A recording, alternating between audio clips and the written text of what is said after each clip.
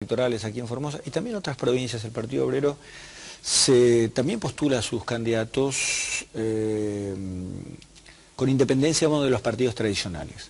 Esto sin duda es una decisión política, una estrategia del Partido Obrero que le ha permitido ganar en individualismo y en una creciente representación política. Formosa no es la excepción. Fabián Servín también ha sido candidato en otras oportunidades, esta vez encabeza la lista de candidatos, precandidatos en realidad, pero hay una sola lista a diputados nacionales del Partido Obrero, primero para las primarias del 9 de agosto y después para las elecciones generales. Recuerde que en las primarias, además de elegir si hay competencia con otra lista, también los partidos tienen el desafío de superar el 1,5% de los votos válidos emitidos como base para poder presentarse luego en las elecciones generales. Fabián, buenas noches, gracias por venir. No, buenas noches, Hugo, y bueno, gracias por la invitación. Creo que pasó 2 años. ¿2 años pasó? Sí, pasó. 2 años, bueno. Nosotros sí vendremos cada vez que nos invite, gustosamente vendremos. No, yo sé que sí, y reconozco que cada vez que lo hemos invitado han estado aquí, así que le agradezco en esta oportunidad. Y somos puntuales. No, y un señalamiento con lo que vos decías, bueno, vamos a una elección de las PASO, ¿no? Sí. Y hay que tener en cuenta que el partido del gobierno que propuso este sistema no lo utiliza. Por lo tanto... ¿Cree que hay una sola lista? Claro, ha consensuado una lista. El punto que nos interesa señalar acá es que se confirma lo que nosotros habíamos caracterizado estas elecciones de las PASO. Tiene un carácter proscriptivo que apunta, digamos, a dejar fuera de carrera los partidos, las expresiones políticas más pequeñas, más chicas, ¿no? Que por suerte está dejando de ser nuestro caso. El Partido Obrero, que a nivel nacional conforma una alianza, el Frente de Izquierda, a quien llevamos para las próximas elecciones a Jorge Altamira como candidato a presidente, se está consolidando como una fuerza política a nivel nacional.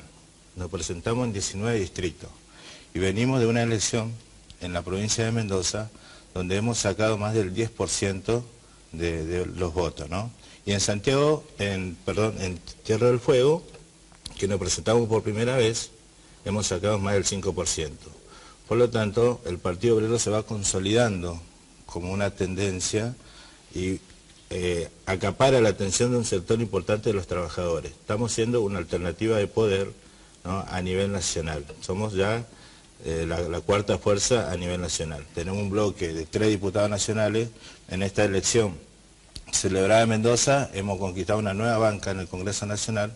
Por lo tanto, en diciembre, desde ahora, ya vamos a tener 4 diputados nacionales y posiblemente, pasando todo este periodo electoral, tendremos un bloque de 6 o 7 diputados nacionales, lo cual es la consolidación, ¿no?, del Frente de Izquierda, del Partido Obrero, como una herramienta política para los trabajadores y que estamos tratando de aprovecharla de la mejor manera en el Congreso Nacional, presentando distintos proyectos que tienen que ver básicamente con el mejoramiento de las condiciones de vida de los trabajadores de todo el país.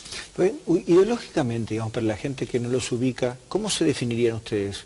¿Como socialistas, como una agrupación de izquierda que incorpora distintos sectores, como marxistas? ¿Cómo ideológicamente, a la persona que dice, bueno, ¿cómo lo ubico ideológicamente al Partido Obrero? ¿Qué le diría? No, lo que más le debe interesar a la población, digamos, sobre todo a los trabajadores, es que el Partido Obrero es una herramienta política propia de los trabajadores. Hoy tenemos en el escenario nacional los candidatos de los partidos tradicionales o no tan tradicionales. Nosotros decimos que hay una profunda crisis política, ¿no?, política, económica, social, y los partidos tradicionales se están desdibujando. Hoy ya no vemos los partidos, sino vemos candidatos, personas, ¿no? Sin embargo, estos candidatos, ¿no?, los Scioli, los Massa o los Macri, representan los intereses de los sectores empresariales, de los banqueros, los industriales, de los capitalistas. Sin embargo, desde el Partido Obrero nos interesa profundamente levantar las banderas reivindicativas del sector popular, de los trabajadores. Por eso, nuestra orientación política y nuestro funcionamiento dentro del Congreso Nacional tiene que ver con proyectos, ¿no?, que tienen que ver, como te decía hoy, con el mejoramiento de nuestras condiciones de vida. Ejemplos concretos. Hemos presentado proyectos recientemente para que en todo el país ningún trabajador gane menos del costo de una canasta familiar, que está en todas partes estipulado entre 11.000 y 12.000 pesos. Hoy vemos que la clase trabajadora, el 50%, el promedio de su salario es de 5.000 a 6.000 pesos. Por lo tanto, es una condición totalmente deplorable para el sector trabajador. Entonces, estos candidatos que te mencionaba hoy, los tres, son candidatos de la expresión del ajuste, en el marco de una crisis. Desde el Partido Obrero decimos, la crisis está, pero la crisis la tienen que pagar las que los generaron, no los trabajadores. No puede ser que una vez más la crisis la tengamos que pagar los trabajadores. De esto hay que salir, ¿no?, con un programa que ponga en primer lugar los intereses populares y no los intereses históricos de siempre que han defendido los gobiernos que hemos tenido hasta ahora, que son ajenos a los intereses populares. ¿Tú crees que el gobierno Frente para la Victoria ha atentado contra los derechos de los trabajadores? Bueno, vemos lo que está pasando a nivel nacional. Este dato que te decía, 50% de los trabajadores ganan en promedio 6.000 pesos. Hay un 40% todavía de trabajadores precarizados, mientras que el gobierno, ¿no?, garantiza 33% según los últimos índices. Bueno, no nos vamos a pelear por unos puntos, que lo tuvimos en el mismo debate la última vez, es totalmente elevado. No, en el marco de una década ganada. Nosotros decimos que eso forma parte de un relato y no de la realidad. ¿Y de cuánto era en el 2003 la cantidad de trabajadores negros? Bueno, totalmente elevada, una bancarrota fenomenal. 55%. ¿No? La responsabilidad de todo el gobierno de la Alianza y del menemismo.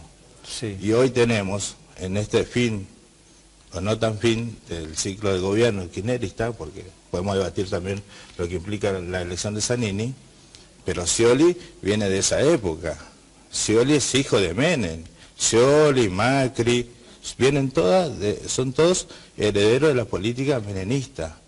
Y hoy vemos que el gobierno nacional de Cristina, del kirchnerismo, lleva como candidato a Scioli. Entonces, ¿qué se pretende? ¿Volver a esa instancia? Hoy estaba leyendo que el gobierno nacional, te comento esto, ¿aplicó políticas de ajuste? Te comento esto. Hoy estaba leyendo que nuevamente el gobierno, lo anunció Kicillof, se ha sacado un nuevo préstamo. Vuelve un ciclo de endeudamiento por más de 5.000 millones de pesos. Pero la deuda bajó notablemente, tasa. No es así. No es así. Yo le explico hoy, un dato. Hoy tenemos un déficit fiscal. Pero el déficit no es deuda. Que supera totalmente los 30.000 millones. La deuda bajó de un 100% en los últimos 12 años. No, eso no es así, porque esa famosa quita que se planteó en un momento se ha recompuesto a través de un nuevo bono, ¿no?, que está atado al crecimiento del PBI.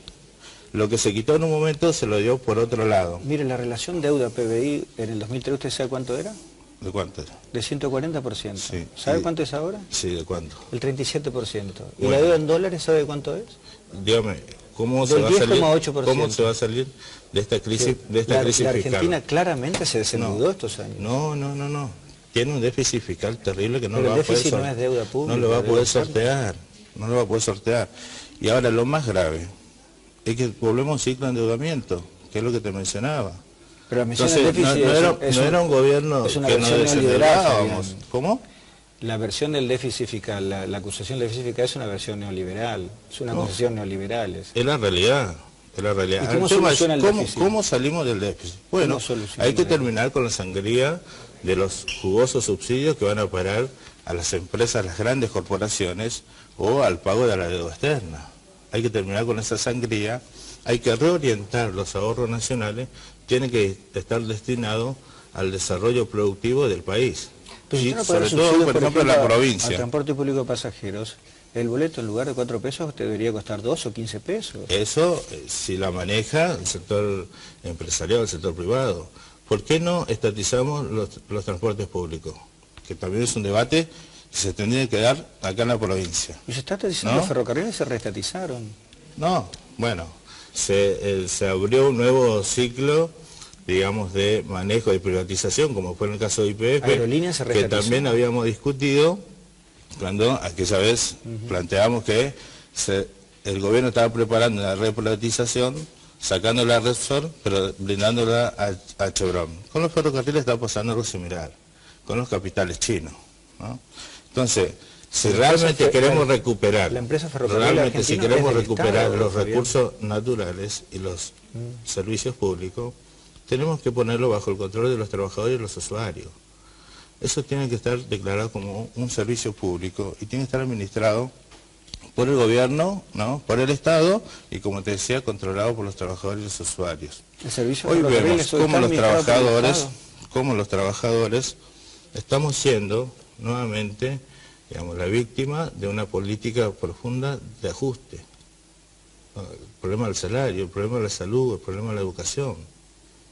Usted tiene derecho a tener su perspectiva. Yo lo que le aclaro es que en datos específicos el trabajo negro se redujo del 55% al 33%, que la deuda se redujo del 140%. Eso es elevadísimo. Sí, pero decís, 30, ninguna cifra se puede analizar sin el contexto, Fabián. Si usted tenía 20 puntos más hace 12 años es porque está mejorando. No. Porque el camino elegido es el correcto. Porque si usted tuviera 55% y se mantiene en esa cifra, usted dice, bueno, no hemos mejorado nada.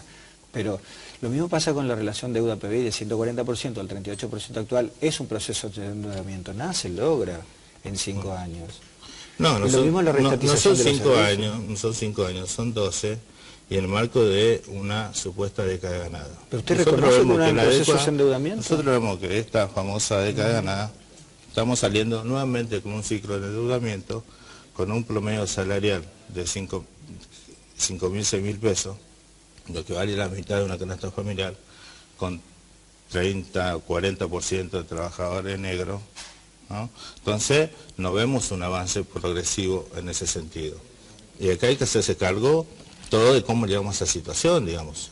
Este gobierno no se puede desentender. No es que no llegamos, mejoramos la situación, Fabián. No es que se llega a esta situación, porque si usted tenía 20 y ahora tiene 30, digo, bueno, llegamos a una situación peor. Pero si tenía 55 y ahora tiene 33, porque ha mejorado. Bueno, venimos de una bancarrota total. Está claro que siempre hay un rebote que tiene que ver también con la economía mundial. El kirchnerismo se favoreció. No es virtudes del gobierno. El kirchnerismo se favoreció. Acá está el problema de la soja. El kirchnerismo se favoreció con el crecimiento, la demanda por parte de los chinos de la famosa soja. Pero es un argumento muy que ha provocado, digamos, déficits en el campo. Avanza la frontera de la sojización, produciendo deterioro de las tierras y expulsando al campesino de las tierras. En la provincia tenemos un problema grave con los campesinos. Se están quedando sin tierra, hay un proceso de acaparamiento y lo que es más grave, se quedan sin las herramientas de poder trabajarla. Formosa sigue siendo una provincia que expulsa mano de obra a otras provincias. Los interiores no están quedando nuestra juventud. Tienen que ir a otras provincias a buscar un trabajo, un futuro. Cuando se pretendió limitar el crecimiento de la sojización a través de la resolución 125, estableciendo impuestos ampliables de acuerdo con el nivel de exportación y de precio, usted sabe quiénes votaron en contra. Porque la resolución 125 no era solamente una redistribución del ingreso, era también una medida para frenar el avance de la sojización. Bueno, para defender la mesa a los argentinos. No ha pasado porque este gobierno se ha favorecido con la sojización y se favorece con un proceso de inflación. Y se favorece con un impuesto a la ganancia sobre los trabajadores. ¿Usted está a favor de la resolución 125 o no? El gobierno no estamos ni a favor ni en contra. Nosotros en eso tenemos una posición independiente. No se puede sacar un país adelante a través de una política de monocultivo, ¿no? Con un solo commodity que el día de mañana llega a caer, está pasando, los chinos están empezando a sembrar soja. Pero se termina con ese proceso, de cosecha de grano se termina con ese proceso y nuevamente, digamos, tenemos otra vez una bancarrota. La Argentina tuvo este año un récord de producción de granos. Se pretende salir millones de de esto, toneladas. o cómo se quiere cubrir el déficit fiscal. 33 toneladas de girasol y de maíz. Déficit fiscal, mira. No hay monocultivo en la Argentina, Fabián, Bueno, pero no sé es el producto que más ingresos le están dando, por lo menos en un momento, fue el tema de la soja. Ahora la política, aún más grave del gobierno, avanza con la confiscación. Y en ese rumbo, en esa orientación, está el problema del impuesto a la ganancia, donde un sector de los trabajadores están siendo atacados, están siendo perjudicados por esa política. Es una política de confiscación, por un lado, a través del impuesto a la ganancia, y por otro lado, por el proceso de inflación. tenemos inflación elevadísima. Los que ganan 22.000 pesos pagan 400 y pico de pesos de ganancia, pagan menos de ganancia que lo que le pagan al sindicato. Bueno, y paga lo mismo que paga una empresa. 400 es justo pesos. Eso. Alguien que gana 22.000 pesos, Fabián. Es justo que el 35% que paga un trabajador también paga en la empresa. Es el 10% de los trabajadores argentinos. Hay que cambiar el sistema. 10%. Pero el problema es que hay que cambiar el sistema, ¿no?, de recaudación. Tiene que haber un sistema que sea progresivo. No puede ser que un trabajador que alcance, ¿no?, a cubrir la canasta familiar tenga que pagar un impuesto. Es totalmente... Pero que gana 22.000 pesos le alcanza bastante para cubrir la canasta familiar. Pero es un trabajador. El salario nunca puede ser considerado como ganancia. Pero es el salario. Ganan 22.000 pesos. Es el 10% de los trabajadores, Fabián. Es el 10%. ¿Y está mal que los trabajadores ganen? No, no es que está mal. Lo que está mal es que los que ganan más no aporten en favor de los que no tienen nada. No, lo que está mal es que el gobierno confisque los ingresos a los trabajadores cuando tiene una política de favorecer permanentemente a los grandes grupos económicos, absolutamente contradictorio, Fabián, proponer un aumento salarial. Le termino de explicar esto. Sí. Es absolutamente contradictorio proponer un aumento salarial para todos los trabajadores y al mismo tiempo querer eliminar ingresos del Estado. ¿Cómo hace una cosa y la otra? Bueno, ¿Usted sabe cuánto recauda el Estado por impuesto a la ganancia cuarta categoría? 120.000 millones de pesos. 70.000 millones de pesos. Bueno, no, para este año lo proyectado es 120.000. Bueno, ¿cómo hace para reemplazar esos 70.000 millones de pesos? Bueno, para pagar la asignación universal por hijo, por ejemplo. Tu dato es contundente.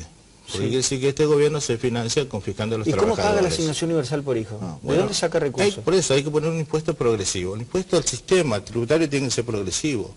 Se le tiene que cobrar más a los empresarios, a los grandes grupos económicos. No puede ser que una empresa pague lo mismo, un trabajador pague lo mismo que pague una empresa.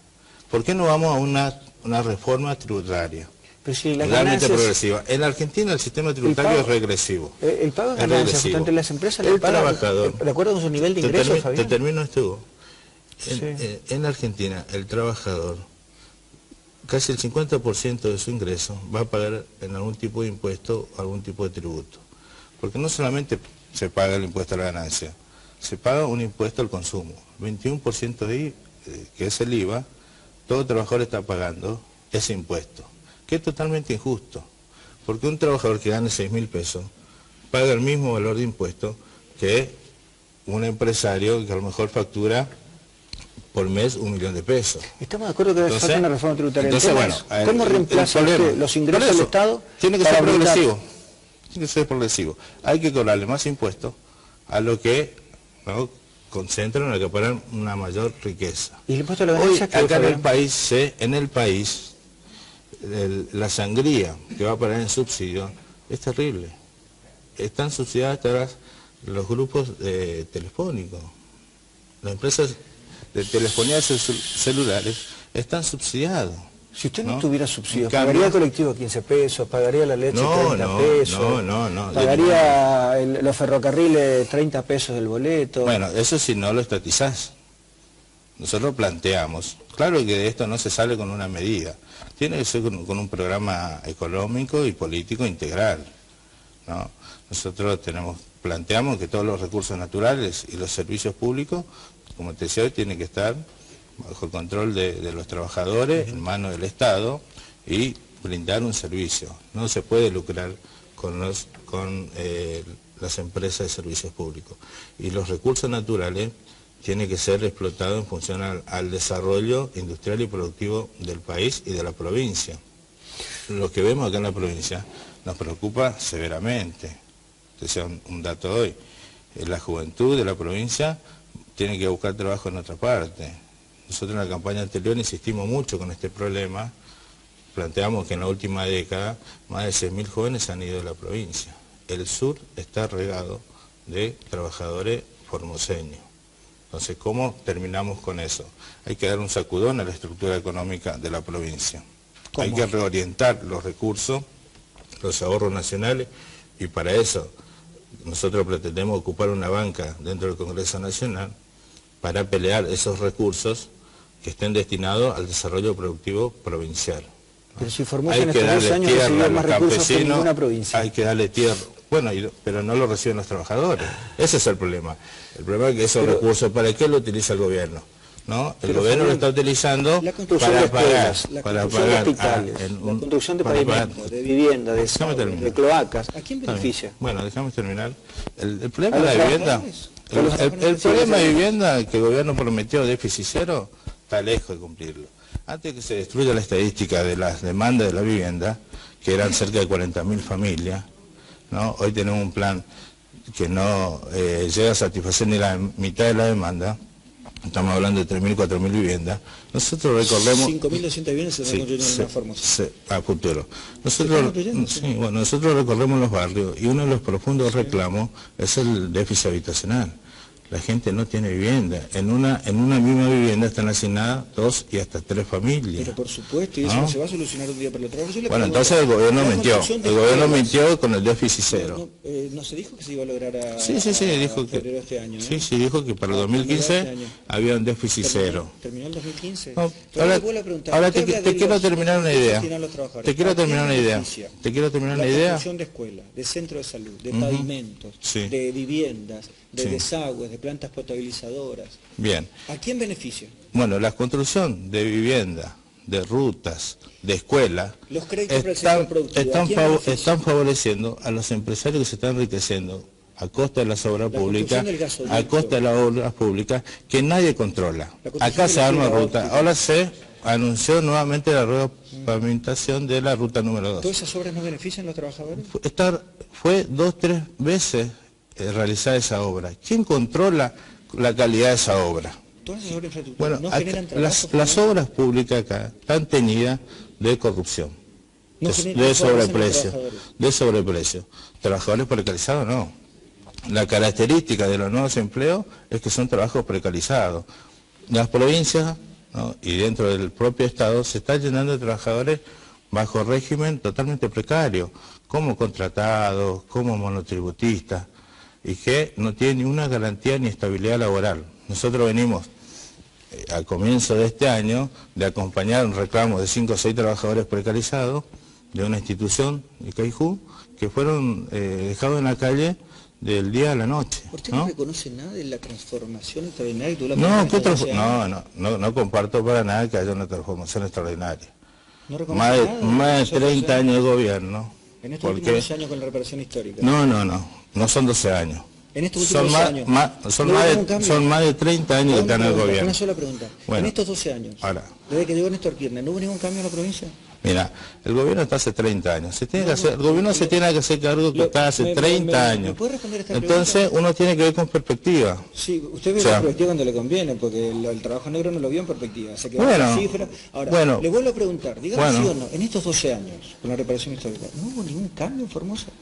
Yo veo en estos últimos 12 años más trabajo precarizado, ingresos totalmente insuficientes, déficit en salud, déficit de educación, falta de trabajo, falta de oportunidad. El rasgo fundamental de este gobierno es que mantiene hace 30 años en un profundo atraso a toda la provincia. Esto hay que transformar y para eso necesitamos un programa político económico que ponga ante que los intereses de los empresarios y la corrupción, que pongan los intereses populares. Esa es la tarea del Partido Obrero, para eso queremos pelear una banca para estas próximas elecciones, para poner esos intereses populares y construir realmente una alternativa, una herramienta en función de mejorar nuestra condición de vida de pueblo trabajador. Fabián, muchísimas gracias. Antes de las primarias, seguramente, o después, volveremos a conversar. Vamos a ver si podemos hacer una mesa ya con otros candidatos y así hacemos un intercambio para no tener que intercambiar. Claro. Fabián, muchísimas gracias por venir. Vos, gracias. Bueno, muchas gracias siempre al Partido Obrero, porque la verdad es que siempre que los invitamos aceptan nuestra invitación a venir, más allá de que a veces discrepamos con Fabián y con los otros candidatos de algunas cosas.